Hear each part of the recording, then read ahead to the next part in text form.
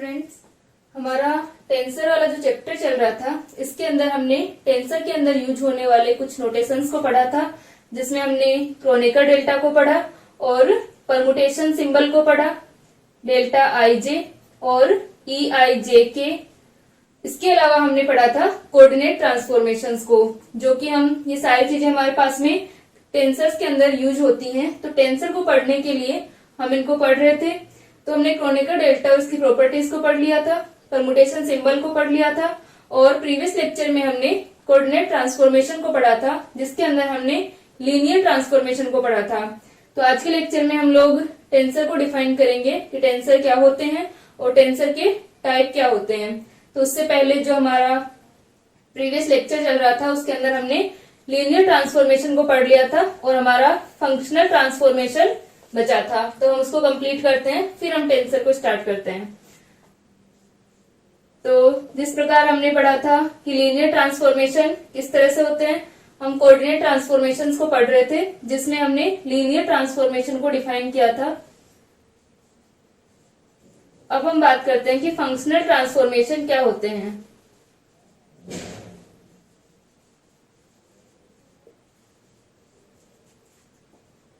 फलनिक रूपांतरण।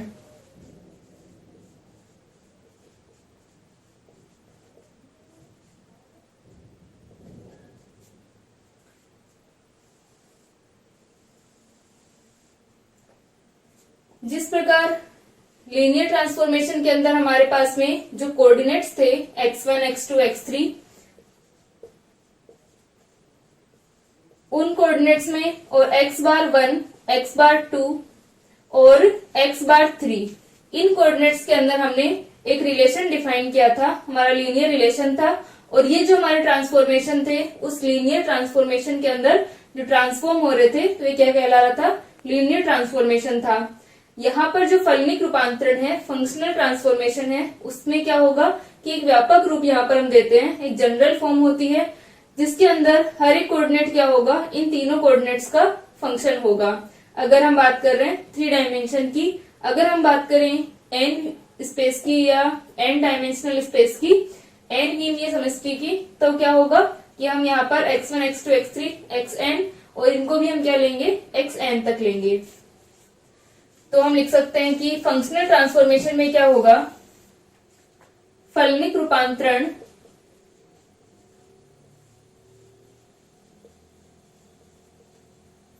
रूपांतरण में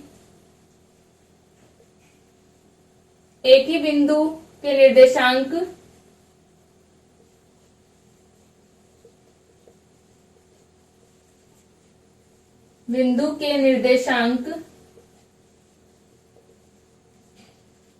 x1, x2, x3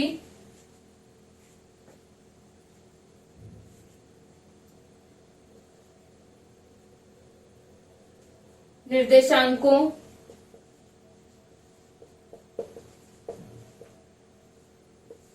x बार 1, x बार 2, x बार 3 के निम्न प्रकार फलन होते हैं।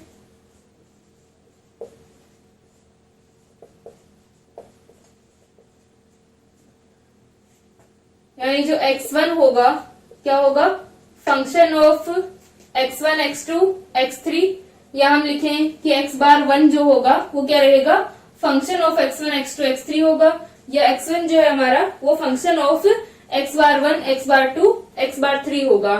तो यहाँ पर हम बात करें कि हम इन कोऑर्डिनेट्स को अगर फंक्शनल ट्रांसफॉर्मेशन में ट्रांसफॉर्म कर रहे हैं तो क्या हो जाएगा, x बार 1 और function of x1, x2, x3, ये हम 3 डायमेंशन की बात कर रहे हैं। इसी प्रकार x बार 2 जो होगा फंक्शन ऑफ x1, x2 और x3, इसी प्रकार x बार 3 भी क्या होगा, function of x1, x2, x3 होगा। तो हम लिख सकते हैं कि x बार i जो है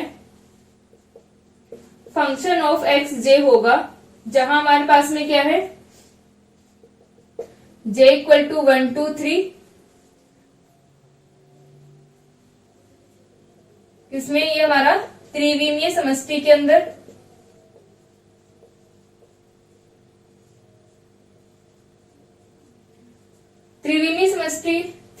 डायमेंशनल आप लोग पढ़ते हैं कि 3 डायमेंशन हमारी, जैसे कि हम एक्स वाई जेड डिफाइन करें, किसी क्यूब को हम डिफाइन करते हैं तो हमारे पास में क्या होंगे, एक्स वाई जेड 3 डायमेंशन होंगी।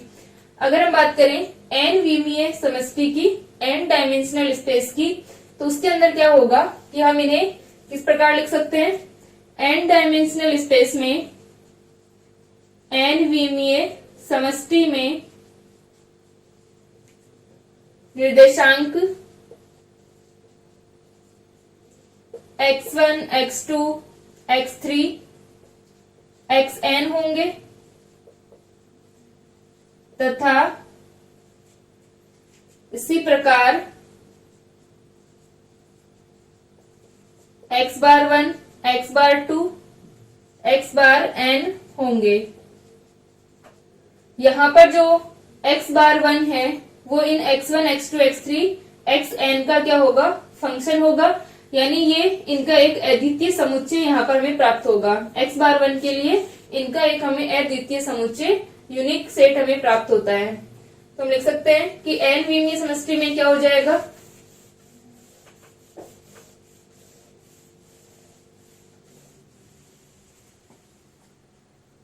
अतः n विमीय समष्टि में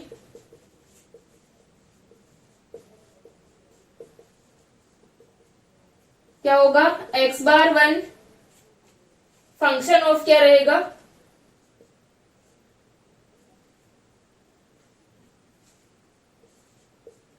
x बार, x1, x2, x3, xn इनका फंक्शन रहेगा। कोऑर्डिनेट्स हमारे n तक होंगे। और अगर हम जनरल फॉर्म लिखें कि x बार i और यहाँ पर क्या आ जाएगा j, और j इक्वल टू 1, 2, 3 n तक होगा, तो हम इसको लिख सकते हैं x bar 2 equal to x bar 2, x1, x2, x3, xn, और इसी प्रकार से हमारे पास में x bar n equal to x bar n function of x1, x2, xn। ये हमारा n डायमेंशनल स्पेस के अंदर फंक्शनल ट्रांसफॉर्मेशन होगा। और इसके अंदर क्या होगा कि ये जो x1, x2, x3, xn है, ये इनका क्या रहेगा, एक अद्वितीय समुच्चय होगा इस x बार के लिए। तो ये हमारे क्या कहलाते हैं, फलनिक रूपांतरण कहलाते हैं। अगर हम बात करें व्युत्क्रम रूपांतरण की, तो व्युत्क्रम रूपांतरण में क्या हो जाएगा कि यहाँ पर हमारा x1 होगा, x1 function of x bar 1, x bar 2,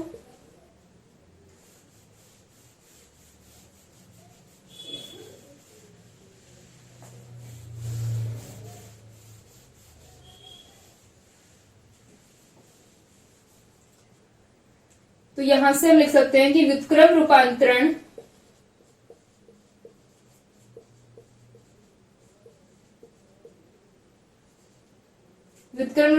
में x1 फंक्शन ऑफ x बार 1 और यह आ जाएगा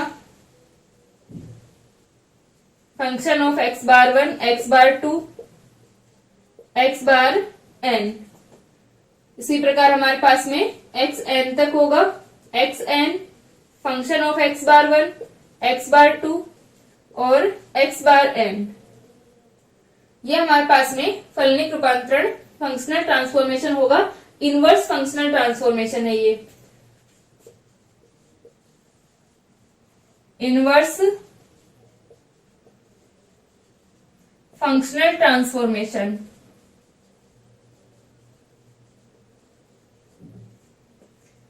तो ये सारे हमारे पास में ट्रांसफॉर्मेशन आ गए। अब हम लोग पढ़ते हैं टेंसर को, इसको लिख लो।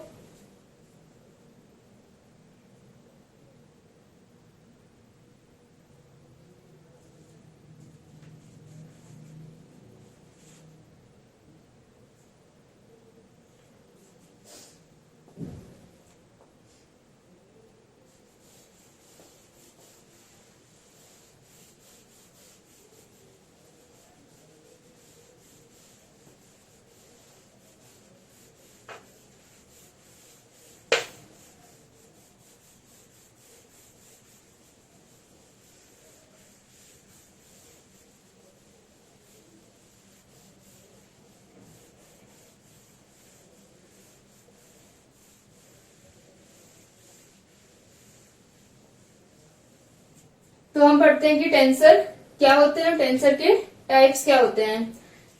आप लोगों ने अभी तक जो फिजिकल क्वांटिटीज पढ़ी है, भौतिक राशि हमारी किस टाइप में हम डिफाइन करते हैं। एक तो हमारा होता है स्केलर, दूसरा हम डिवाइड करते हैं वेक्टर्स में। तो यहां पर हम स्केलर और वेक्टर को पढ़ते हैं। स्केलर के अंदर हमारे पास में क्या होता है कि हम ओनली मैग्नीट्यूड को डिफाइन करते हैं। वेक्टर को डिफाइन करने के लिए हम लोग मैग्नीट्यूड और डायरेक्शन दोनों इंक्लूड करते हैं।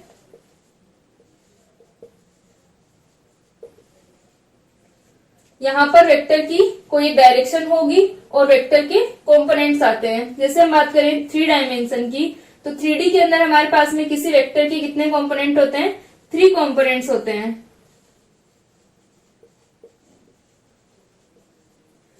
अब अगर हम बात करें कि टेंसर जो होते हैं हमारी, टेंसर जो राशियां होंगी, प्रदिश राशियां, एक तरीके से इनकी जनरल फॉर्म होगी, इनका व्यापक रूप होगा। टेंसर क्या होगा, सदिश और अदिश राशियों की हमारी जनरल फॉर्म है, जनरल फॉर्म होगी इनकी ऑफ स्केलर एंड वेक्टर।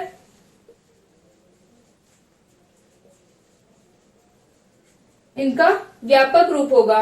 यानी हम अगर टेंसर को डिफाइन करते हैं, टेंसर हमारी क्या है, फिजिकल क्वांटिटीज हैं, और टेंसर को अगर हम डिफाइन करें तो टेंसर के अंदर स्केलर और वेक्टर भी इंक्लूड हो जाएंगे।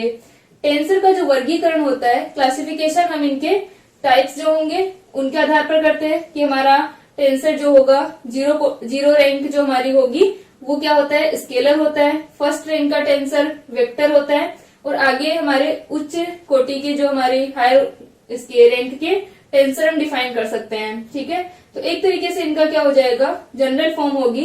यानी कुछ क्वांटिटीज को डिफाइन करने के लिए हमें सिर्फ स्केलर या वेक्टर से हम उनको डिफाइन नहीं कर सकते। हमारी ऐसी राशियां होती हैं जिनके अंदर ओनली मैग्नीट्यूड होता है, डायरेक्शन चेंज करने पर कोई फर्क नहीं पड़े, तो वो हमारी क्या होगी, स्केलर क्वांटिटीज होती हैं। कुछ राशियां हमारी ऐसी होती हैं जिनके अंदर परिमाण और दिशा दोनों हमें डिफाइन करने पड़ते हैं, यानी डायरेक्शन का उन पर फर्क पड़ता है, तो उन्हें हम वेक्टर्स कहते हैं। लेकिन कुछ राशियों को डिफाइन करने के लिए सिर्फ हम वेक्टर से डिफाइन नहीं कर सकते। जैसे कि आप लोगों ने पढ़ा होगा इलेक्ट्रोमैग्नेटिज्म के अंदर, फर्स्ट ईयर के अंदर, कि जो हमारा डिस्प्लेसमेंट वेक्टर होता है D = एप्सिलॉन E होता है। ठीक है, तो यहाँ पर क्या होगा कि जब हमारा मीडियम आइसोट्रोपिक मीडियम है, समदैशिक माध्यम है, तब तो D और E की जो डायरेक्शन और मैग्नीट्यूड है वो साथ साथ चेंज होते हैं। लेकिन अगर मीडियम जो होगा वो एनिस्ट्रोपिक होगा, विषमदैशिक माध्यम होगा, तो उसके अंदर क्या होता है कि D और E का जो मैग्नीट्यूड और डायरेक्शन है वो साथ साथ चेंज नहीं होते हैं। तो ये भी हमारा वेक्टर है और E भी हमारा वेक्टर है। तो D और E वेक्टर्स हैं, दोनों साइड हमारे पास में 2 वेक्टर्स हमने डिफाइन किए हुए हैं, और ये दोनों अगर डायरेक्शन और मैग्नीट्यूड में साथ साथ चेंज नहीं हो रहे हैं तो हम इस रिलेशन को डिफाइन नहीं कर सकते। इसके लिए हमें क्या जरूरत पड़ती है कि ये जो क्वांटिटी है हमारी एप्सिलॉन, वो इस प्रकार से चेंज होती है कि इस समायोजन को क्या कर सके, कंपनसेट कर सके। ठीक है, इस चेंज को क्या कर सके, समायोजित कर सके। तो इसके लिए हमें एप्सिलॉन को डिफाइन करना पड़ता है एक टेंसर क्वांटिटी के रूप में। ठीक है, यहाँ पर जो एप्सिलॉन के कंपोनेंट्स आएंगे वो किससे डिफाइन होंगे, टेंसर से डिफाइन होंगे। जिस प्रकार 3 डायमेंशन के अंदर वेक्टर के हमारे 3 कंपोनेंट्स आते हैं, वैसे ही टेंसर के 9 कंपोनेंट्स आते हैं 3 डायमेंशन के अंदर। ठीक है, अगर हम सेकेंड रैंक के टेंसर की बात कर रहे हैं, द्वितीय कोटि टेंसर की, क्योंकि जो हमारा शून्य कोटि का टेंसर होगा 0 रैंक का, तो 0 रैंक का टेंसर तो स्केलर ही होता है। अगर हम बात करें फर्स्ट रैंक टेंसर की,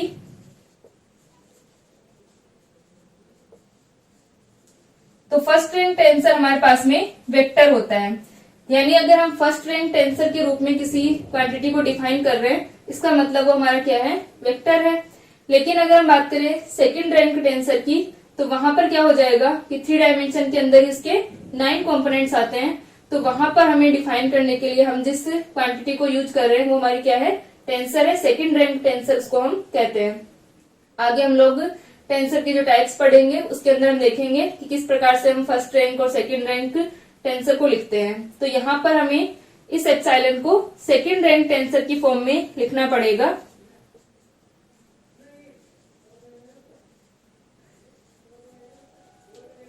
इसी प्रकार आप लोगों ने क्लासिकल मैकेनिक्स के अंदर फर्स्ट ईयर में मोमेंट ऑफ इनर्शिया को पढ़ा होगा, आई को।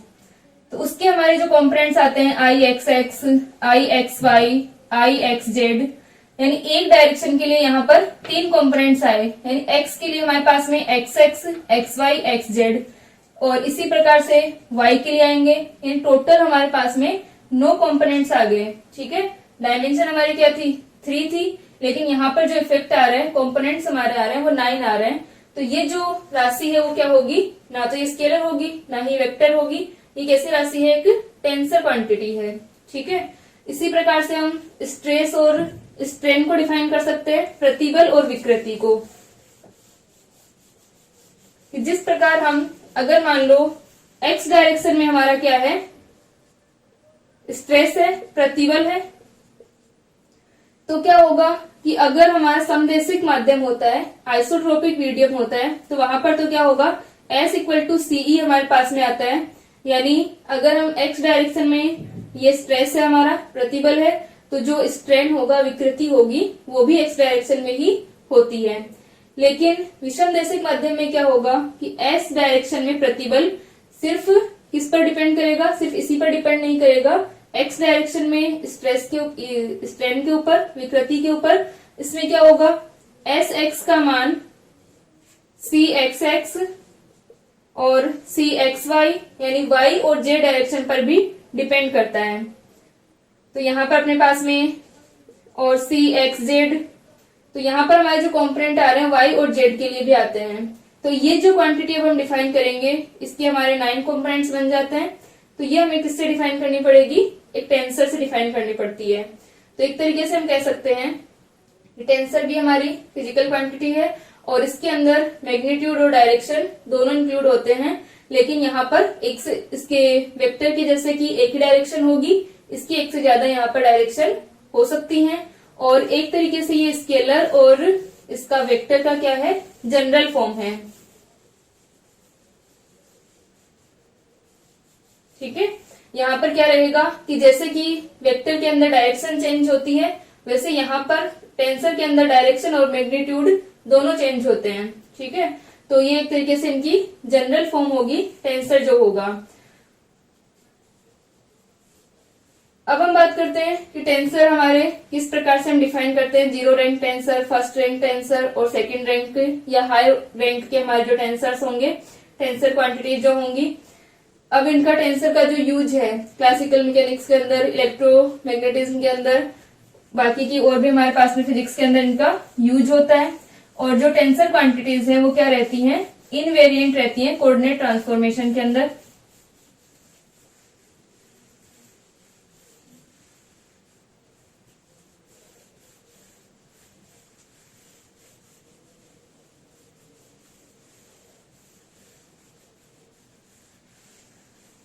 तो टेंसर को पढ़ने से पहले हमने कुछ बेसिक जो नोटेशंस थे उनको हमने पढ़ा था कि टेंसर के अंदर एक तो हमने डेल्टा आईजे को डिफाइन किया था, क्रोनेकर डेल्टा को, और इसके अलावा हमने परमुटेशन सिंबल को डिफाइन किया।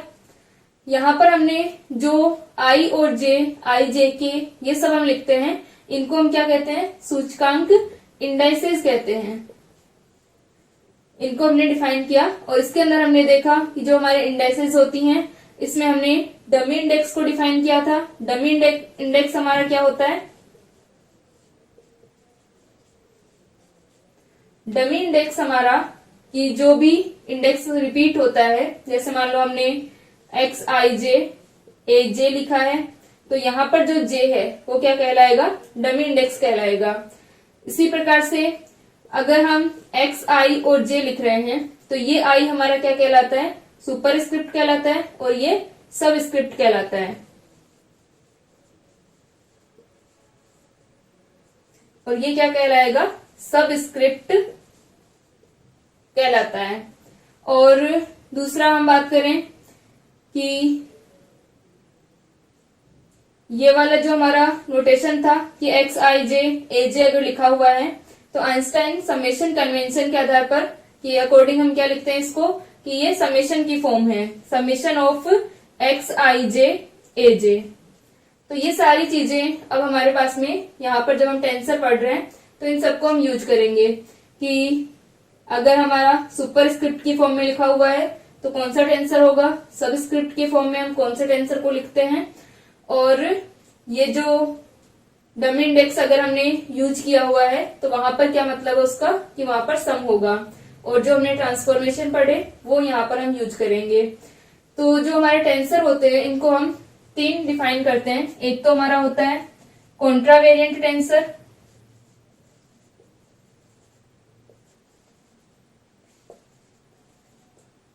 कॉन्ट्रावेरिएंट टेंसर,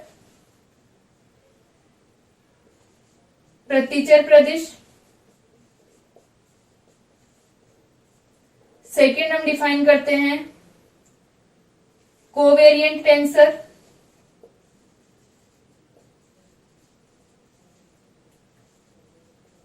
सहचर प्रदिश, और थर्ड हम डिफाइन करते हैं मिक्स्ड टेंसर, मिश्रित प्रदेश।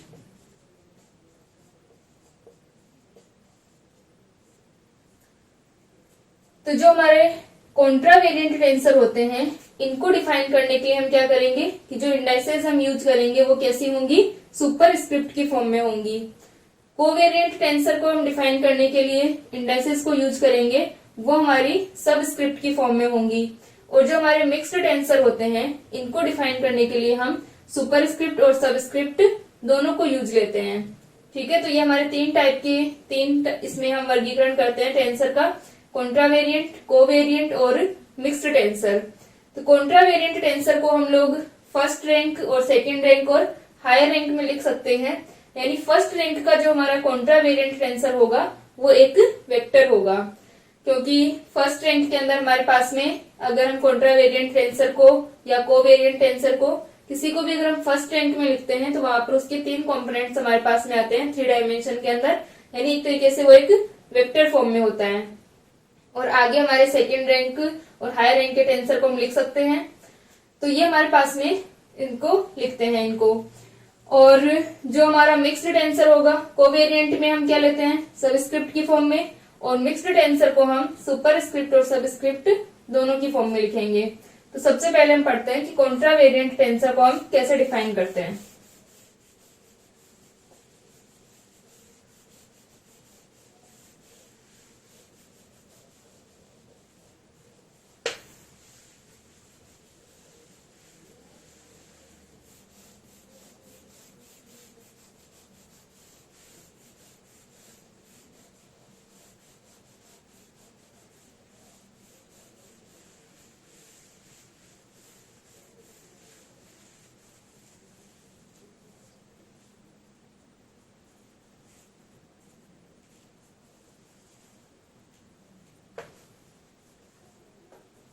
तो फर्स्ट है हमारा कॉन्ट्रावेरिएंट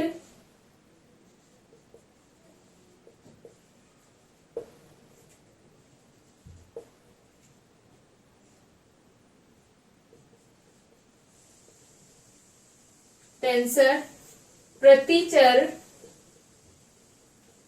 प्रदिश।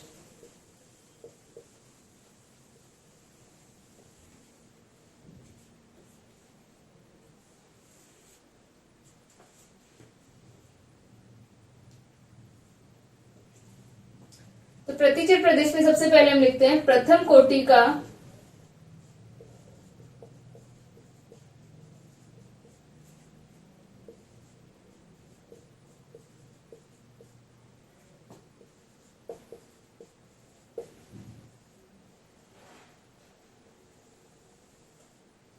प्रथम कोटि का प्रतिचर प्रदेश। तो हम लेते हैं कि माना किसी राशि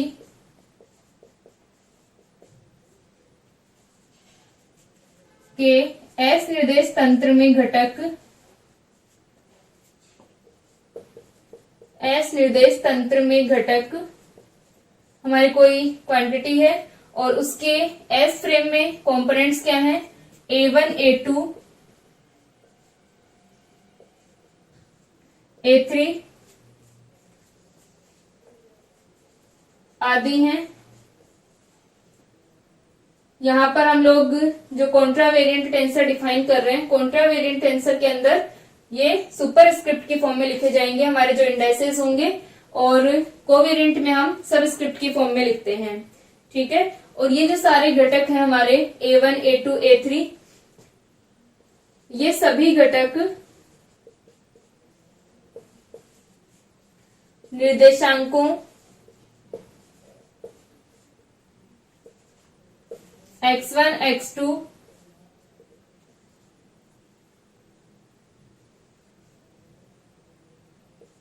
X3 के फलन हैं तथा इसी राशि के एस देश निर्देश तंत्र में घटक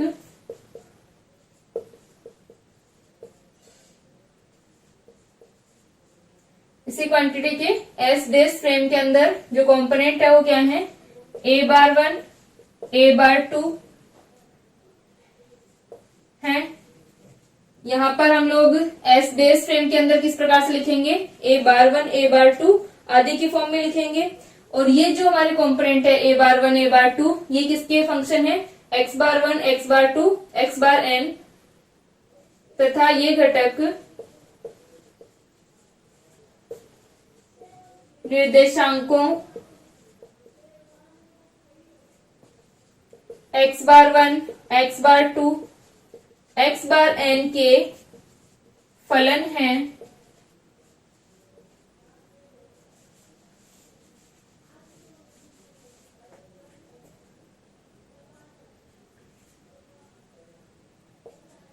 तो ये जो हमारे कंपोनेंट्स हैं X⁴1 X⁴2 X⁴n, ये इनके A⁴1 A⁴2 ये जो कंपोनेंट्स होंगे इन कोऑर्डिनेट्स के फंक्शन हैं, और A1 A2 A3 X1 X2 X3 के क्या है, फंक्शन है। तो जो हमारा कॉन्ट्रा वेरिएंट टेंसर है इसको हम किस प्रकार से संबंधित करते हैं, A⁴I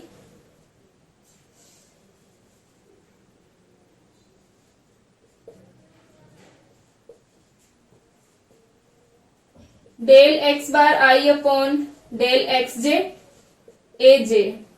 ठीक है, यहां पर हमारे पास में जो कंपोनेंट्स होंगे इसके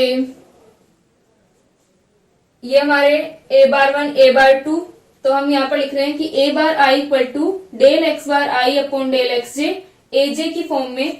और जहां पर अपने पास में A⁴ कंपोनेंट्स किस में है, S देश फ्रेम में, और A जो हमारा कंपोनेंट है वो किसके अंदर है, इसमें S फ्रेम में है। तो अगर ये इस प्रकार से संबंधित होंगे तो ये हमारा क्या कहलाता है, कॉन्ट्रा वेरिएंट टेंसर कहलाएंगे। ठीक है, तो इसके लिए हम लिख सकते हैं, यदि ये राशियां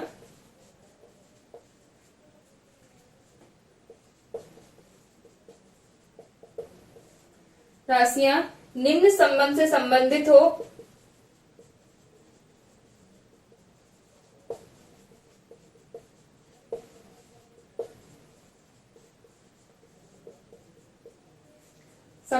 हो तो ये प्रथम कोटि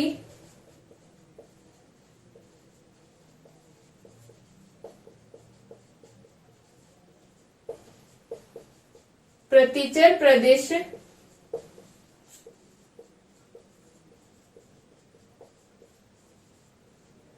कहलाते हैं।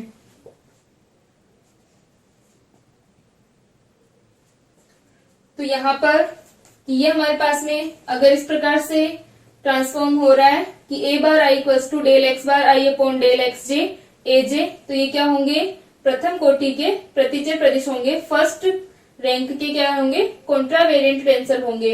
और कॉन्ट्रा वेरिएंट टेंसर में हम इनको सुपरस्क्रिप्ट की फॉर्म में किसे लिखेंगे, इन इंडाइसेस को लिखेंगे। ठीक है, इसको लिख लो।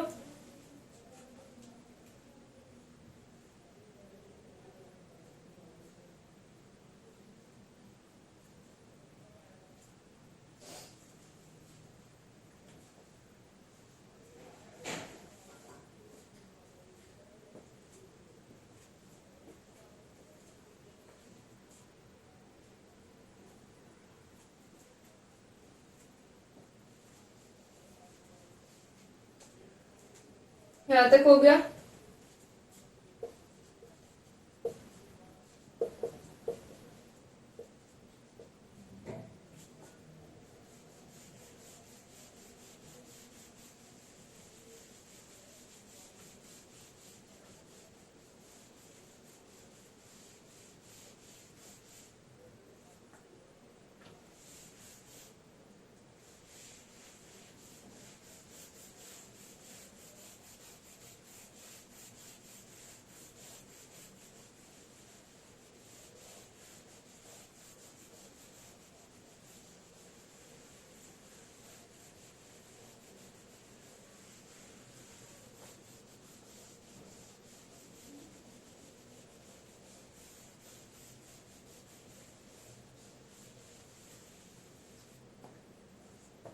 तो ये जो हमारा प्रथम कोटि का प्रतिचर प्रदेश हमने लिखा है, इसके अंदर क्या होगा, एन विमीय समष्टि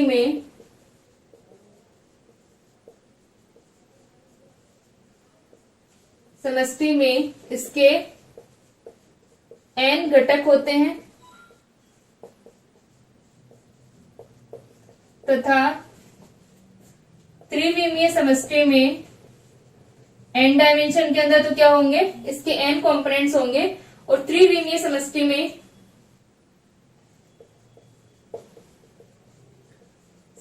में इसके 3 घटक होते हैं, 3 कंपोनेंट्स होंगे। तो जिस प्रकार हमारे पास में अगर कोई वेक्टर है तो वेक्टर के भी क्या होंगे, 3 डायमेंशन के अंदर 3 कंपोनेंट्स होंगे। इसका मतलब कि फर्स्ट रैंक का जो हमारा टेंसर होता है वो क्या होता है, एक वेक्टर होता है। तो इसके 3 घटक होते हैं। अतः प्रथम कोटि का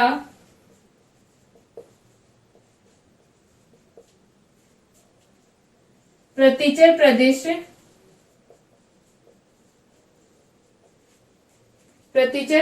एक सदिश होता है।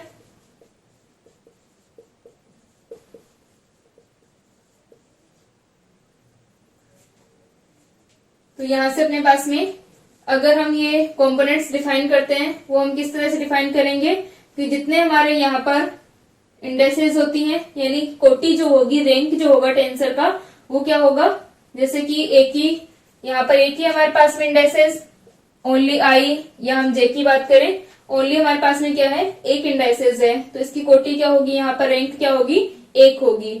अगर आई जे दोनों होता, मान लो हम इस प्रकार से लिख रहे होते ए बार आई जे, तब क्या होता कि इसकी जो रैंक होती सेकंड होती। ठीक है, ये यहाँ पर द्वितीय कोटि के टेंसर होते।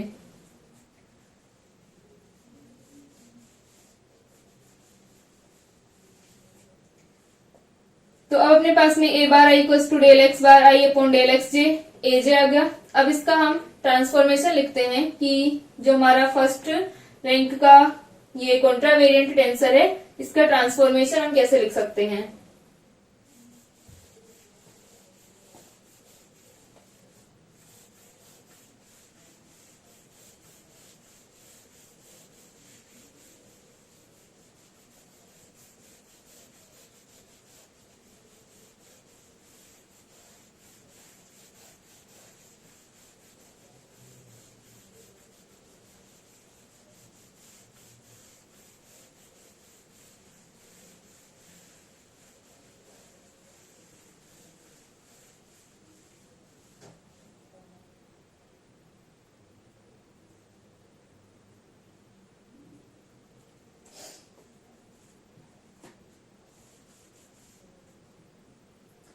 तो हम इसे लिखिए प्रथम कोटि के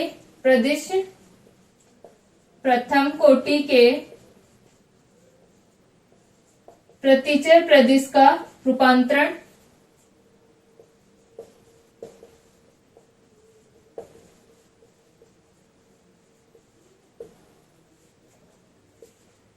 ये वाली जो हमारी इक्वेशन है, इसे हम इक्वेशन फर्स्ट दें। हम क्या करें, समीकरण 1 को डेल एक्स के upon del x bar i से गुणा करने पर इसको मल्टीप्लाई कर दें डेल एक्स के upon del x bar i से, तो यह आ जाएगा डेल एक्स के upon del x bar i a bar I equal to del x के upon del x bar i और डेल एक्स बार आई अपॉन डेल एक्स जे ए j. तो यहां से हमारे पास में ये जो इक्वेशन आ रही है, इसके अंदर हम देख सकते हैं कि जब हमने क्रोनेकर डेल्टा पढ़ा था, क्रोनेकर डेल्टा की डेफिनेशन जब हम उसकी प्रॉपर्टीज पढ़ रहे थे, वहां पर हमने देखा था कि डेल एक्स की अपॉन डेल एक्स बार आई, डेल एक्स बार आई अपॉन डेल एक्स जे, इस फॉर्म में अगर हमारे पास में लिखा हुआ है तो उसे हम क्या लिख सकते हैं,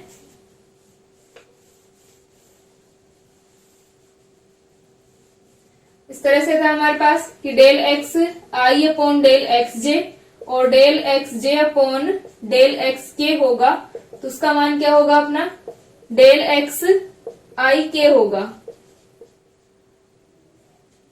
क्योंकि यहां पर डेल एक्स आई upon del x J, del x जे अपॉन डेल एक्स के, अगर हम इसको एक्सपेंड करें तो क्या होगा कि ये वाली जो हमारी वैल्यू होगी उसका एग्जिस्टेंस कहां पर होगा, डेल एक्स आई अपॉन डेल एक्स के हमारे पास में मान आएगा, और ये कब एग्जिस्ट करेगी, जब आई इक्वल टू के हो।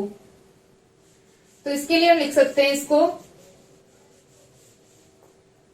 डेल एक्स के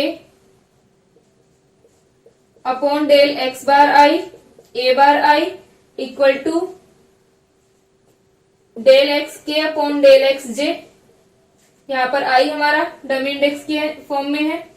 तो जब हमने क्रोनेकर डेल्टा की प्रॉपर्टीज पढ़ी थी तो वहां पर हमने देखा था कि इसका मान क्या होगा, डेल एक्स के अपॉन डेल एक्स जे होगा और ये ए जे। अब इसका अस्तित्व हमारे पास में कब होगा, जब k इक्वल टू जे हो। तो हम जानते हैं कि क्रोनेकर डेल्टा की डेफिनेशन से, चूंकि डेल एक्स के upon del x j equal to delta k j होता है, तो हम इसको लिख सकते हैं डेल एक्स के upon del x bar i a bar I equal to delta k j और ए जे। और यहां से क्रोनेकर डेल्टा की परिभाषा से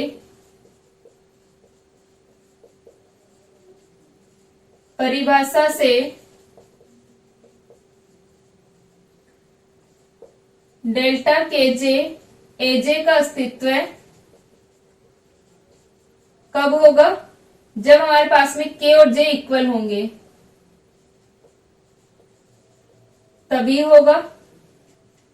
जब k equal to j, k और j का मान अगर इक्वल होगा तब हमारे पास में क्या होगा, इसका अस्तित्व होगा। तो यहाँ पर अगर हम k और j इक्वल रख दें तो डेल्टा के जे का मान तो क्या हो जाएगा, 1 हो जाएगा, और a की पावर हमारे पास में क्या आ जाएगी, क्या आ जाएगी। तो इसको हम लोग लिख सकते हैं